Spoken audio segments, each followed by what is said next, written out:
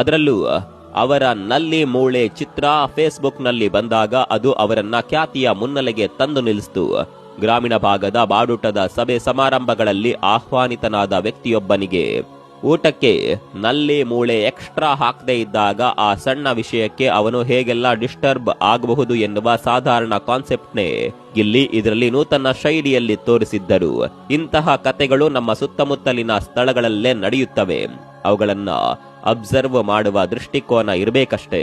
ಗಿಲ್ಲಿ ಸಮಾಜದ ನಡುವೆ ಬೆಳೆದ ವ್ಯಕ್ತಿ, ಹಾಗಾಗಿ ಅಲ್ಲಿ ನಡೆಯುವ ಇಂತಹ ಜನರಲ್ ಪ್ರಸಂಗಗಳ ಬಗ್ಗೆ ಅವರಿಗೆ ಜ್ಞಾನ ಇದೆ.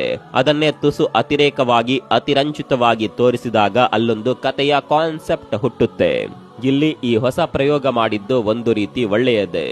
ತಮ್ಮ ಇಂತಹ ಶಾರ್ಟ್ ಮೂವಿಗಳಿಂದಲೇ ಅವರು ಕಿರುತೆರೆಗೂ ಸಹ ಪರಿಚಯವಾಗುವಂತಾಗಿದ್ದು, ಧಮಾಕ ಹಾಗೂ ಲಂಗೋಟಿ ಮ್ಯಾನ್ ಮೊದಲಾದ ಸಿನಿಮಾಗಳಿಗೆ ಕತೆ ಬರೆಯುವ ಮೂಲಕ ಅವುಗಳ ತೆರೆಯ ಹಿಂದೆಯೂ ಸಹ ಕೆಲಸ ಮಾಡಿದ ಗಿಲ್ಲಿ 2022ರ ಕಾಮಿಡಿ ಕಿಲಾಡಿಗಳು 4ನೇ ಸೀಸನ್ಗೆ ಕೊನೆಗೂ ಸ್ಪರ್ಧಿಯಾಗಿ ಮೊದಲ ಬಾರಿಗೆ ಆಯ್ಕೆಯಾಗ್ತಾರೆ. ಕಾಮಿಡಿ ಕಿಲಾಡಿಗಳು ಶೋ ವೈವಿಧ್ಯಮಯ ಪ್ರತಿಭೆಗಳ ರಂಗಮಂದಿರವಿದ್ದ ಹಾಗೆ ಈ ಶೋ ಮೂಲಕ ನಾಡಿನ ಅನೇಕ ಪ್ರತಿಭೆಗಳು ಬೆಳಕಿಗೆ ಬಂದಿವೆ. ಅವುಗಳ ಪೈಕಿ ಗಿಲ್ಲಿ ನಟ ಕೂಡ ಒಬ್ಬರು.